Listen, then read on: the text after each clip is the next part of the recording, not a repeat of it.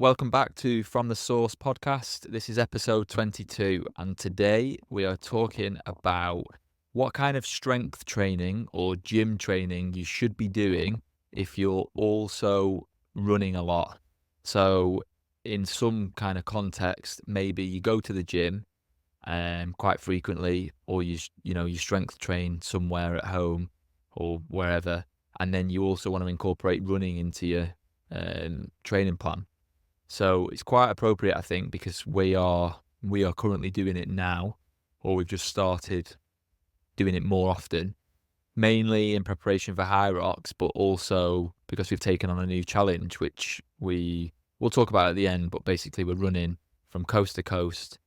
It's 153 miles, so it's far. But we also go to the gym.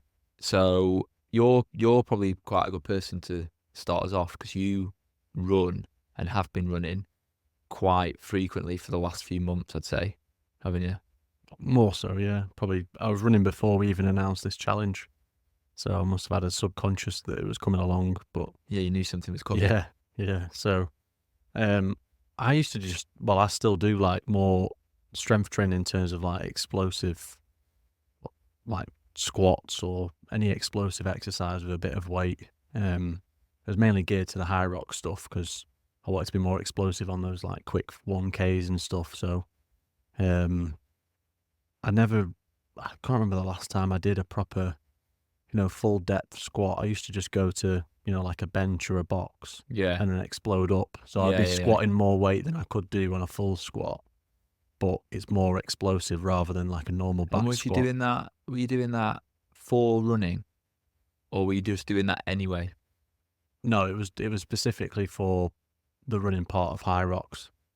For me personally, anyway, if I was to just run and not do any strength training, I feel like it's probably a weird thing to say. I feel like my knees get weak.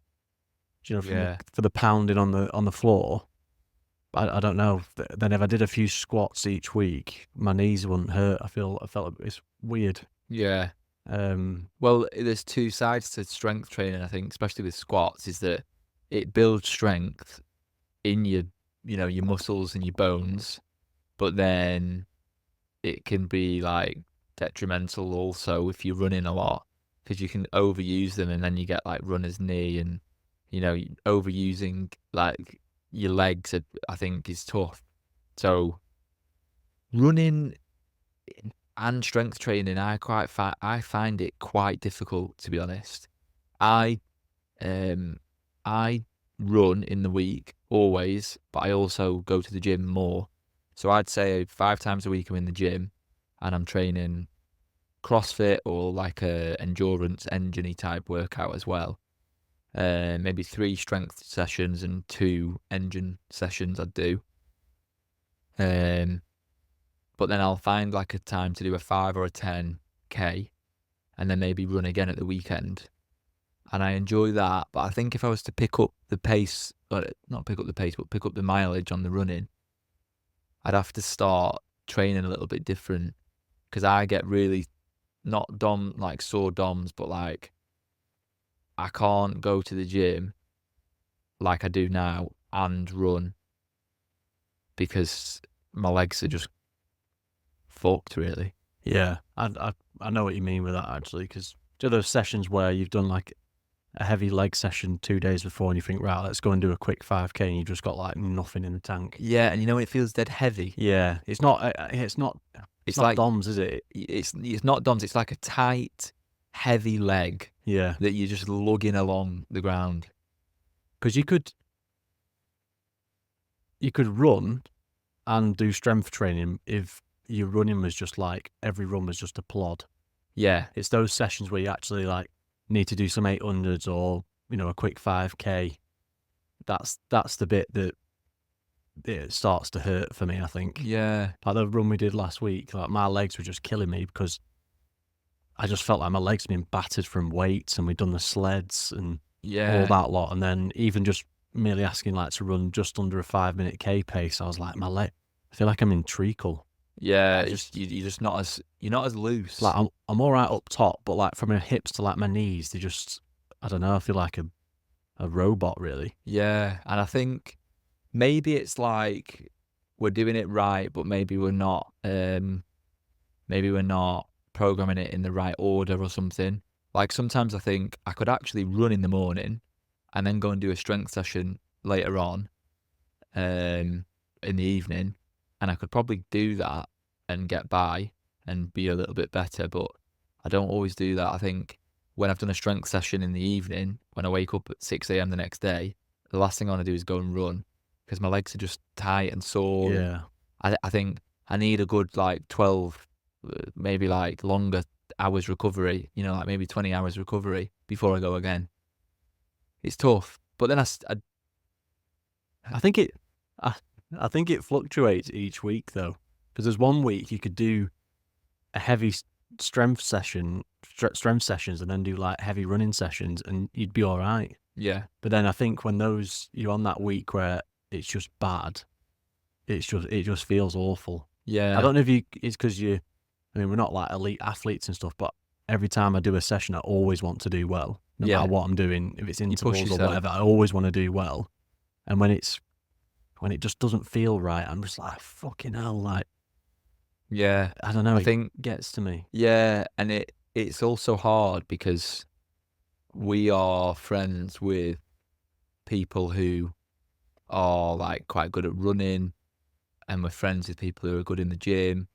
And then when you do both, you almost get like knocked a few tiers down because you're not that good at strength now because you're running so much, and you're not that good at running because you're doing the strength. It annoys me that I like both. Yeah, It really does, because like, we go out running with people, and it's just like, fuck's sake, why are you just like so quick? yeah. It's like, oh well, I don't But they just run. I don't lift a lot of, I don't lift, they lift weights, but maybe not, they're not squatting heavy, and they're not like clean and jerking or whatever else, because it's pointless for them.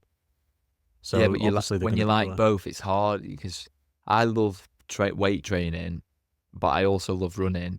But I don't love one more than the other. I love No. them I like them equally. And then you'll play golf, which is like all shoulders and a Yeah, bit yeah, of yeah. legs, because you like doing that, and then that's at a detriment to the day Yeah, after, and you want to it's run because you've walked 10 miles around the golf yeah. course. It's hard. It's hard doing everything. I think in it, you can't do everything, and that's when you're only elite at one thing, and then you get to that one thing. And I've got mates who are like really good at weight training, or they're really good at running, but like top level, and then I'm like mediocre at both.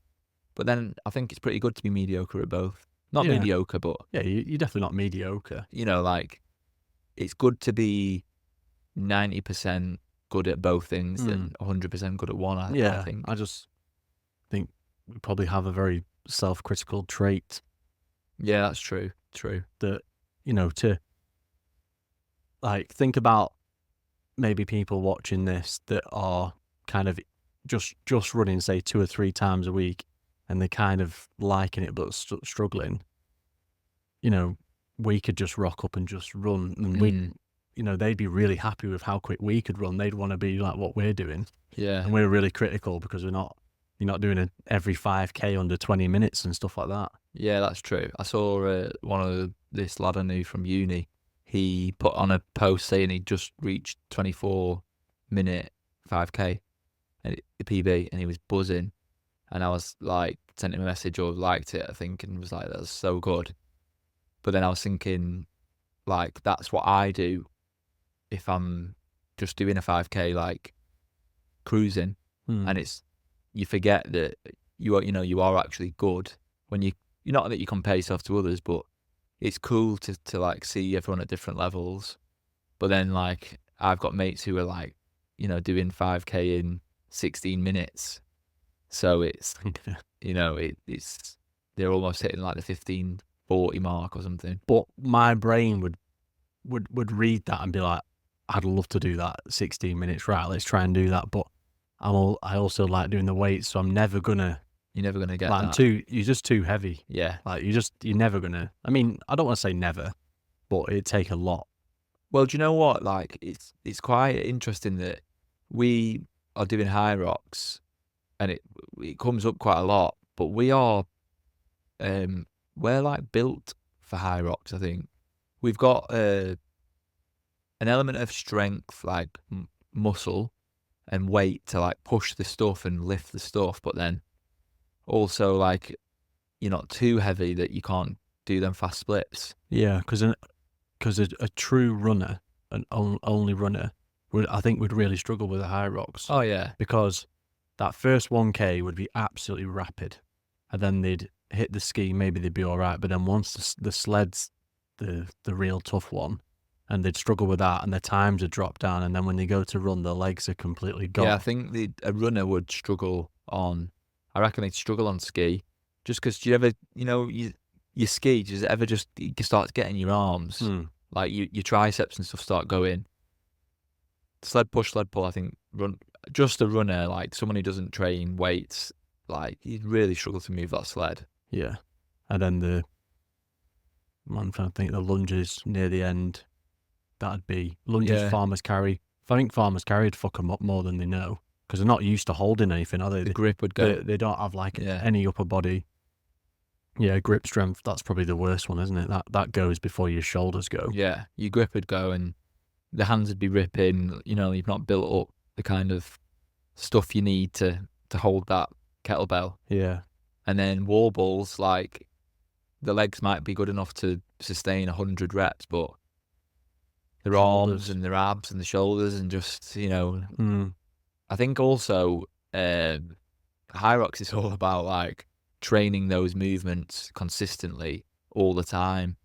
Now, I used to hate wall balls. Like when I started CrossFit, I used to hate them. I Yeah, could never do more than like 8 without resting. And now, like, you can just power through them. yeah. They're no real issue now, It's are they? nothing, is it? It's when it was like, say you have to do like do a big 50 rep unbroken one. Yeah. That's the tester now. Oh, yeah. That's the level you're kind of at. Yeah.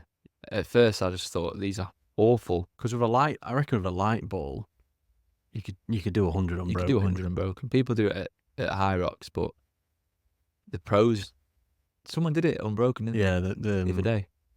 what's he called? The guy who won it. Can't remember his name. Is he Swiss? It's because he's not Hunter. Yeah, he's not. Everyone knows Hunter. But Or no one Michael knows the other Sandbag. guy. Yeah.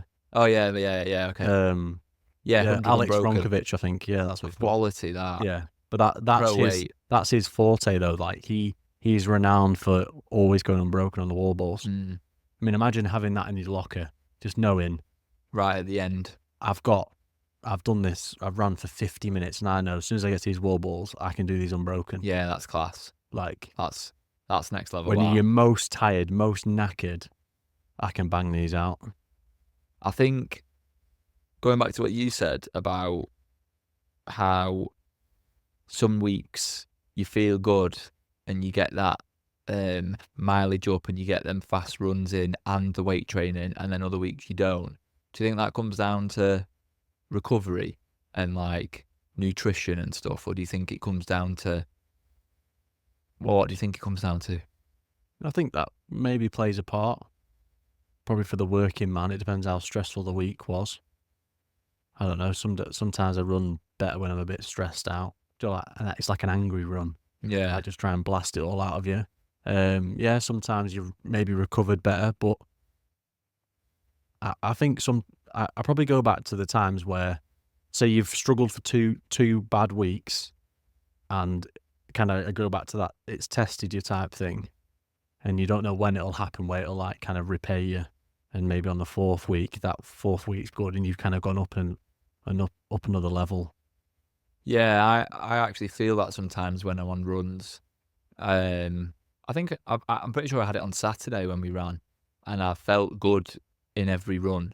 So I did like 3 5Ks with like a little break in between each one, but I felt really good in all of them, and my breathing felt really nice and controlled. My heart rate was pretty low, and then I'm pretty sure in each 5K I got quicker. Which was nice, but I felt good. And then sometimes, like you say, you can feel like crap, but maybe it's the discipline thing again. Like you just do it no matter what. You're gonna feel good or you're gonna feel bad, but you're gonna get it done either way. Yeah, I was talking to people in the gym about it, I think last week or the week before, and You know, when those workouts you just don't want to go to, those are still the ones that you should just go to no matter what. Like, you know, I said I was having a rest day today for that, and then ended up doing a 10K, and I got to about 6 and thought, I knew I shouldn't have done this. Yeah. But then you just carry on. Well, yeah, All of a it's sudden good. you're back home and you're like, shit, I didn't realize where I was. That's why I like not having a training plan, like regimented plan. I like free flowing through the week. And my theory is, it's probably not a good one, is that if I get like 5 training sessions in and maybe 2 or 3 runs, I've had a really good week. Mm. But I can pick my days. So, and I do, when I free flow it, like every week, I literally go in my head, like, I'm going to get these sessions in at some point, you know, like at least 5 training sessions and at least 2 runs, let's say. I'll make sure I get them in. But maybe Monday, I might just not feel up to it, and I might have had like a really busy day. So then I'll make sure, right, I've got Tuesday and Wednesday and Thursday and Friday to get it done. Yeah, I think sometimes it is probably about listening to your body, isn't it? Because you might, like, I've got 4 run days a week, and some days I don't do them on those days, and it might turn into like a double run session or something. Yeah, like a morning and an evening or a break. But that Wednesday you could feel absolutely class and do 2 and feel amazing. But that Monday you could have had like a really shit weekend, not slept, it's too hot. Yeah. You wake up, you've not eaten very well, blah, blah, blah. You've rushed around work, and you just don't feel it. Yeah. I think collectively, if you spread it out over those 7 days, you got, like you said, do 2 running sessions, 5 gym sessions. If you do them, then what's the real problem? Yeah, so true. You know, if you told yourself, even if you break it into a month, you said you've got to do, I don't know, like 20 running sessions a month, and you did them all in the last 20 days of the month, then you've still done them. Yeah, I was just about to say, here's the interesting thing, is that we all treat training plans like a week, like a Monday to a Sunday. And then really sometimes I go, as long as I get 6 in this 7-day block, it's fine. Mm-hmm. So maybe like Monday and Tuesday and Wednesday, something's come up and I've not gone to the gym. But then like Thursday to Tuesday, I'm thinking, this is my time to go to the gym in these 5 days or these 6 days or whatever it is. You just made that week a bit rough for yourself, that's all. Yeah, yeah. But sometimes it can't be helped. I mean, I listen to some of the new, like, advanced nutritionists on like Instagram and stuff, and they talk about how most humans break down, say, 2,500 calories a day. They're very specific on, like, each day they've got to eat that. But they say add all those calories up into the entire week, and that's what you should eat. Some days is more, some yes, days obviously, is no, less. I'm not saying like eat 9,000 calories on the Sunday, but you know what I mean? Don't be, if you only eat 2,000, you're meant to eat 2,500, you've got 500 for the day after. Yeah, and split it out over like that week instead. A total weekly Yeah. expenditure rather than... Because people get really fixated on the calories, don't they, when they first start? Yeah. That's probably where like some eating disorders come from. But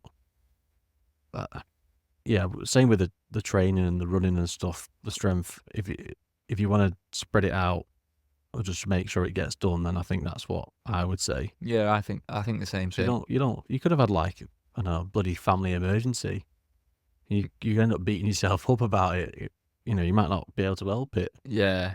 Oh yeah, and like plans change and days change and stuff, and you have to get it done. But yeah, it's interesting, like running and weight training, and how, I mean, weight training can help you running, but can you get stronger and faster simultaneously? Like, can you get faster and stronger at the same time when you're training running and you're training weight training in the week?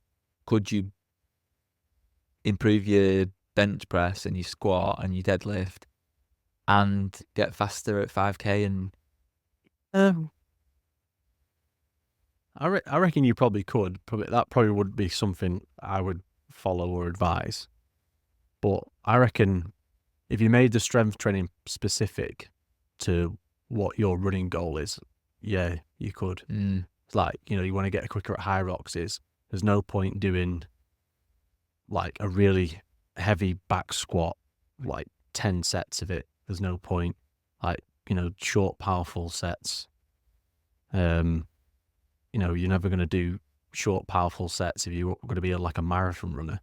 There's no point. There's no point So it's being like training specific Yeah. for the I would thing, think for your goal. Yeah, do it specific. But I think sometimes people get lost in the internet and there's so much information you don't really know what to train. Some PTs saying this, other ones saying that. I think bodies are very clever. I think your body will tell you what it does and doesn't like after you start. Yeah. There's no way you're going to be able to do, I don't know, say if your max back squat's like 150 kilos, there's no way the next day you're going to be able to run a marathon. No. Like your legs have used all that juice up the day before. Yeah, that's true. Training specific is so true. I think, like, when you know what your goals are and you know what you're training for, whether it's to be fast and fit or whether it's to be like stronger, or if you want to get both, I think if you're at the start of going to the gym, you could get, like, if you were a bit unhealthy, let's say, or unfit, you could get faster and you could get stronger because you've got a lot of journey to go. Whereas when you already go gym and train really hard and you already kind of run, I reckon knocking off them, and knocking off another minute or so and knocking on some weight is going to be hard at this point. Yeah, it's small. But it is, you're right, it is possible. Yeah, it's small percentages though. It's like someone who's super, super fat, that it's easy for them to lose like 10 kilos in body weight because most of it's water. It's when it actually gets to the muscle part and you've got to tone up and lose a bit of like, the puppy fat, if you will, then that's the hard bit. Yeah. That's the bit your body wants to keep. Yeah. So it's going to fight you. So yeah, those, think about Usain Bolt being a sprinter. He was maybe, I don't really know his story that well, but like maybe he was running 12 seconds, 100 meters, and then he dropped it to like 10 seconds. That's a big gap. Then going 10 seconds to 9.58 is tiny, but he would have trained forever for that. Yeah. Yeah. It's like a tiny, on a scale of time, but huge on a scale of what he's doing in that time. Yeah. 4 years of training, probably like 6, maybe 8 years of consistent hard training. Well, it's like now, like your bench press PB would be whatever it is, and then you would love to knock on another, 2.5 kgs on it, because it's already at a level where you can't really add much more weight. How heavy does it feel when you put like, I've not benched in ages, but when I used to do it proper, like that, when you used to add like 2.5 on. Oh yeah. You used to notice like the you can weight. hardly even, Once you're at your max, you kind of look at them little tiny like 0.5s or whatever, or the 1.25s and think, if I can lift this now, I can lift it with them on. But like, you can't. You're at your max. Yeah, you're absolutely. maxed out. Yeah. So same with running training, you do a max 5K and you're pretty much redlining for like 20, 22 minutes. And then it's like, right, I feel like there's literally nothing left in me. Yeah. That's why they fall on the floor, like pretty much throwing up. Yeah. You've exerted every single bit you've got. And I think that's the thing about doing both, is that if you're going to exert everything you've got in weight training and you're going to exert everything you've got in running, you're not going to exert everything you've got because you've already given some of it to the other sport. Yeah. Right? So if you wanted to get better at running, weight training can help, but it's probably not heavy squatting, heavy deadlifting. It's probably some isometric, like probably a Bulgarian split squat, but doing maybe like high volume, or, building that strength and feeling that contraction, rather than, I'm going to go and do some like snatches. Yeah. It's probably not good for you. It's probably not good for your actual joints as well. Snatching is not good for you anyway, is it? It's not good if you're then going to go, and put your knees through like a marathon distance as well. I think if you're training for CrossFit, then it's going to be great. And then if you're training for a marathon, it's going to be not ideal. Because when you do those long runs, well, I mean, obviously I only speak for my own lungs, but like it's not your lungs that give out first. It's your legs. It's your legs. Yeah. Or your ankles or your knees. It's actually your lower half. Yeah. Your upper half is feeling good. Yeah, like maybe your shoulders get a bit stiff from staying in the same spot or something. Yeah, but you can shake them out. Yeah. But it's your feet and your legs Your that toes. just go, I can't do it. Your feet get really warm. Like you could literally have tied your shoes just a bit too tight, not noticed it the first 5K, and then you hit like 25K and your feet feel like they're going to explode. Yeah, because they're swelling. Yeah. I mean, the idea of running it's crazy, isn't it, really, that people can run that far? But because a lot of people can hardly run for the bus. And then there's people that are running, like, we've got mates that are running 60K, like an ultra marathon, just doing it for not much reason other than just they want to. Just for the crack. You just woke up one day. But that's amazing in itself, what you can put your body through and towards, and all of a sudden your body can do this. We were just talking before the podcast started about increasing the mileage as we lead up to this challenge, and we were saying how, like, this week, if I said, I'm just going to run 40K this week, like throughout the week, my body would really suffer, because at the minute I'm doing like 20, 25. And then if I just went straight to 40, my body would just be like in bits. So you have to slowly increase. But if you slowly increase, in like 6 weeks' time, we could be doing like an 80K week and finding it pretty okay, Yeah, because I think if you listen to some runners when they first start, they'll always say, like, I've got shin splints, got like sore knees, bad ankles and stuff. And then you say, what have you done? He says, well, my goal was to run a quick 10K. So my first run was a 10K. Your body's just probably got halfway through and gone like, what the fuck are you doing? Yeah. Like, it's a Sunday afternoon. We're normally sat on the sofa doing now. Yeah. And here we are doing a 10K. So, you've done a marathon before. You don't do a marathon in your training plan. You never do the marathon until you do the marathon day. So you build up. So it's like just, in open terms, really, it's like do a 10K, get comfortable at 10Ks, maybe do 11, 12, and then build up to like a 16.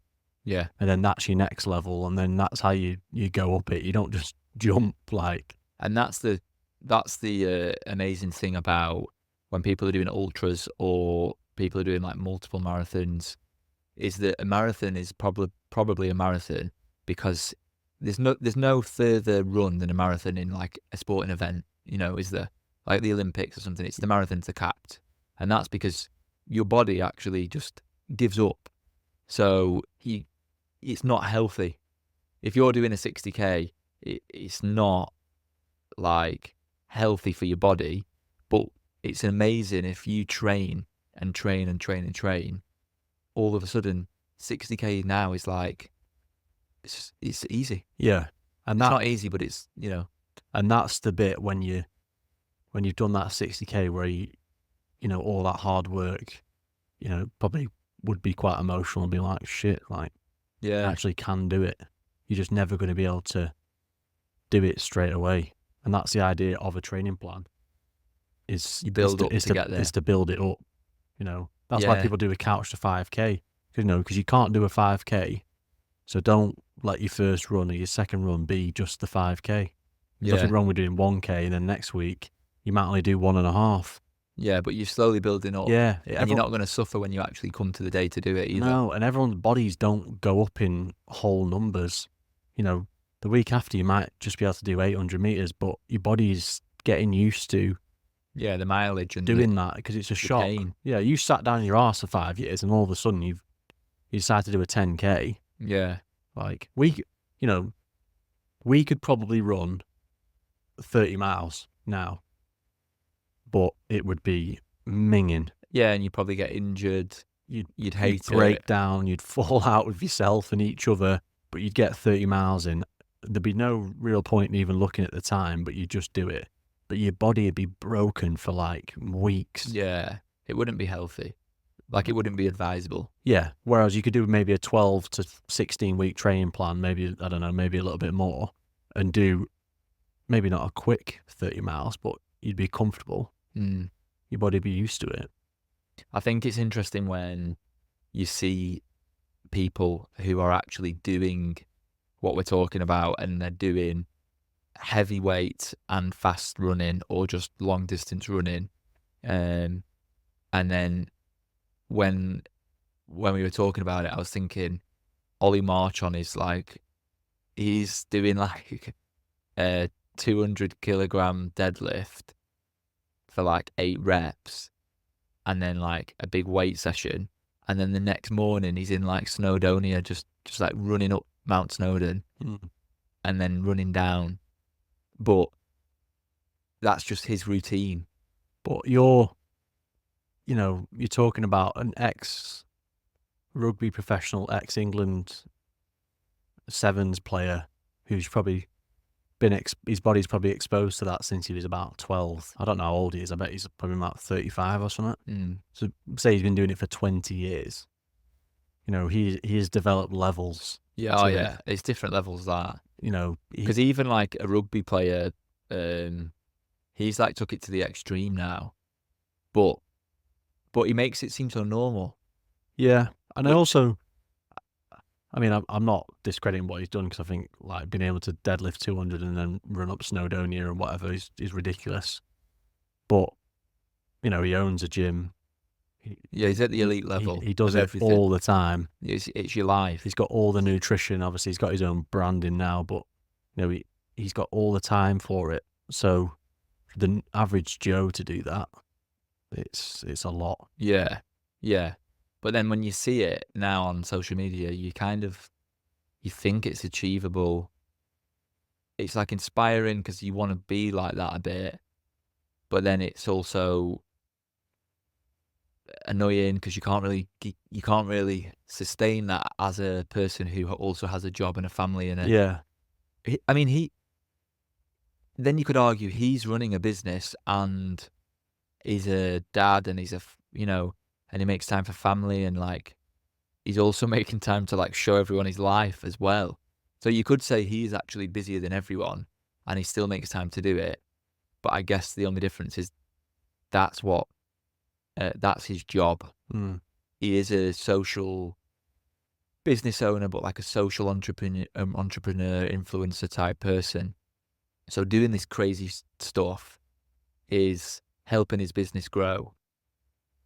Yeah, because he could, the Coast to Coast Challenge we could do, he could say as his business, we're going to do that. He's got nutritionists that'll just give him all the stuff, coaches and staff that'll do it all. Yeah. And he could put it down as pretty much like a business expense and just train for it. Yeah. But then it's cool because at one point he would have had like not much going on and thought, I'm going to build a business, or I'm going to get really jacked, right? Let's say I'm going to get like a hench, I'm going to build a gym, and he'll have had nothing. And then now he's got it all.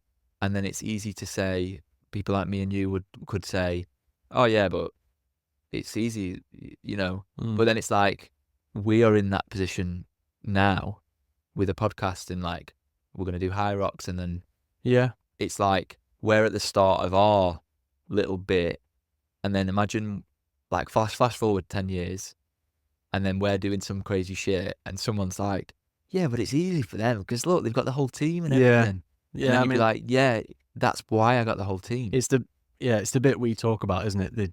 He's probably grafted his arse off for ages doing it. Yeah. And now everyone is only able to see it because he puts it on social media. Yeah. There's probably people out there that do it that don't have social media. Yeah, there will be. There'll be the same people. And there'll be people that like run up Mount Snowdon. I know they do like a last man standing on Mount Snowdon, where you run up and run down, and you run up and run down, and you see how many times you get up in like 24 hours or something. Yeah, I've seen something like that. Yeah, it's crazy. There'll be people that do that. Do like relays. They don't even have Facebook. Yeah.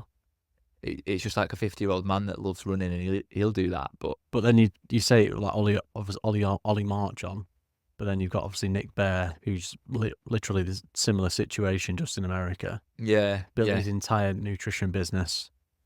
He did all these mad challenges to become the face of his business, so then people buy his products, and then now he does mad challenges to promote his business. It's like hardship or hard things or incredible, like difficult challenges inspire people to buy into the thing they're selling, whether it's a program or a t-shirt. I think humans buy like who the person is. Like they buy into maybe wanting to be like Ollie Marchon, or like Ollie Marchon inspires them, and Ollie Marchon just so happens to be selling a product, and people think if I buy products, I can be Ollie Marchon because of look what he's created, that's and they can bang be a on, that. part of the community. I think that's where, you know, brands are going now, is to, there's always a face, and people buy into the face, not, you know, the product.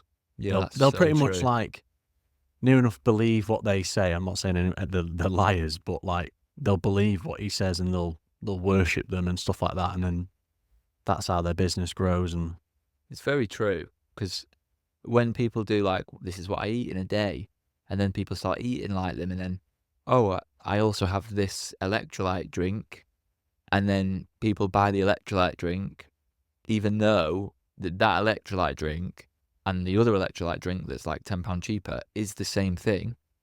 It's just that you want the one that the guy who's really cool and jacked and everything is drinking. But Nick Bear drinks that. Yeah. Like common people drink that. I'm going to buy that one. Yeah. So Nick Bear, like Ollie Marchon, you're right. It's like you buy into the person, and then you want to be like the person. It's literally, you're looking at someone going, I want to be like them. Yeah. Like you're a little kid again. Because if Ollie Marchon said, everyone get down to Snowdonia, 9 a.m. Saturday morning, everyone who completes it gets like free PT for a year and all our nutrition products, there'd be an army of people. Even if he said that and didn't say you'll get, even if he just said, get to Snowdon tomorrow 9 a.m, see you there, there'd be like 100 people there. Oh, there'd be way more, yeah. Just for the pure fact that, I don't know, like, is it that you're going to be on their socials, or is it that you're going to meet them? Are they like a celebrity? Because they're not like, I don't want to say they're like celebrities. They're like, I was nearly going to say like social media icons. They're not, but they're who they open their Instagram, and the first person they see, the first person they always watch is like Ollie Marchon. So now there's a chance to actually meet him on Snowdonia. Yeah, and I actually see Ollie Marchon repost a lot of stories that people have put him on their story, or they've got a photo with him. And I read a lot of them, and a lot of them are, you really inspired me, you changed my life. So I reckon for a lot of people, these fitness influencer, but business owners, or, you know, icons, whatever you want to call them, have actually done like incredible things for some people. Yeah. And then to people like me and you, they are still inspiring us. Because when I see Ollie Marchon doing some stuff, I'm like, I want to do something like that. You know, or even like George Heaton, if he's doing like a run in Manchester, and I see all these people running, just to, you know, to go and see him and run with him and say that they went to the 247 Run Club, I'm like, that is so cool that he's created that. But it's so interesting that people just want to go and be around. Maybe it's like, I want to be like you. I want to be in your company. I want to spend time with you. I want to learn from you. I want to do what you're training, because I just want to be you. Yeah. And then you'll inspire me to carry on or whatever. Yeah, but then the cool thing is, maybe it's a domino effect of like, you go to something like that, or you look up to someone like that, and then one of your friends looks at you and thinks, oh God, he's always in the gym. They don't follow Ollie Marchon or, you know, George Heaton, but he's always in the gym. You, yeah. He runs a lot. I want to, you know, I should get fit. I've got mates that actually, like, I've got a mate that's like always asking me, like, what do you eat? When do you go gym? What do you train? Just because to him, I'm like, an icon. Yeah. No, but I'm like, I'm someone that he sees doing a lot, but then I'm like, I do nothing compared to some of these guys. Yeah. You know. But I mean, everyone starts somewhere, don't they? Oh yeah. I feel like we should, you know, down the line do a from the source run workout. Yeah, you never know. But you don't know later. You get tuned. You know, like people could, you know, watch watch the podcast and stuff like that. And obviously we do a lot of fitness, talk about fitness, do fitness, all that lot. People could actually want to do it. Well, hopefully, I think the podcast is like partly for us and then partly for other people to listen in. But then when people are listening, hopefully it's makes people like think about their own lives and like think about what we're talking about and how they can apply it to themselves, or just how they can learn from our mistakes. Or when we talk about fitness or we post our workout videos, I think a lot of it is based around we want to make sure that people are also like looking after their own health and fitness. And if we can if we post a video of us doing a workout and then someone looks at that and goes, oh, I should probably go gym today. That's cool. You know, if we've helped you do that. Yeah. One person. Yeah. But yeah, it's interesting. I think we veered off topic slightly, but the main thing was there are people that get stronger and run faster, and it is possible. And I think strength training does help running if it's done well. Yeah. And I think each person, you'll find your balance different. It'll be different for certain people. Some people are naturally stronger than others. Some people are better runners. Yeah, true. You know, if True. you're genetically, you know, thinner or smaller, you're probably going to be better at running than a bigger person who's a bit heavier, but they'll probably be stronger because they've got more behind them. Yeah, there's pros and cons. But there's no reason why you couldn't get stronger and just as big as them and be quick. But I think it would just be a bit more difficult, that's all. Yeah. You'll end up like switching roles, wouldn't you, with a different person. Like if you're quicker than me at running, I'm stronger than you, then we'll just switch. But depends if you're training for that. It'd be harder for you to get as strong as me, just the same as it'd be harder for me just to get as quick as you, because I have to lose weight, which means I've got to lose strength. Yeah. And I've got to lose pace to gain strength. So something's got to give. Yeah. And I think that's the main thing. Something's got to give. And if you're happy to let one thing give for another, then fair play. Yeah. But I think that's where the high rocks doubles, you know, works well. Yeah, definitely. Because if you've got one that's slightly quicker and one that's slightly stronger or better on certain ones and others, then you'll be fine. Yeah, you work to your strengths, don't you? There's no point having two really good runners. Yeah. And not being strong. If you're not yet aware of what this challenge is that we spoke about at the start, basically we're running for charity. We're doing a relay going from Bridlington to Blackpool in England, which is one side of England to the other, is 153 miles. And we're running it as a team of 5. We're going to be doing 3 mile splits each, like fast 3 miles. Maybe, depending on the day, like that'll give or take. We'll probably end up doing a few longer stints, but we're going to be running 33 miles each in one day. So basically, the challenge is called Racing Daylight, and the idea is that we are going to start at sunrise, and we're hopefully going to finish before nightfall. It's happening on the 31st of August, and there's a link in the bio. There's a link in the description where you can donate if you can. So we'd be really appreciative if anyone can donate, or at least just share this so that people are aware of what we're doing. It's for a great cause. It's for a men's mental health charity based in Blackpool, where we're all from.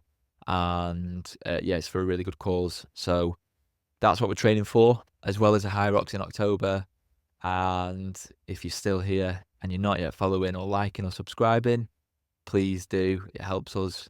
And yeah, share the post, please. It'll be tough, but enjoyable, and people love hardships and challenges. So I'm sure it'll be something to remember. But yeah, we'll catch you in the next one. See you on the next one.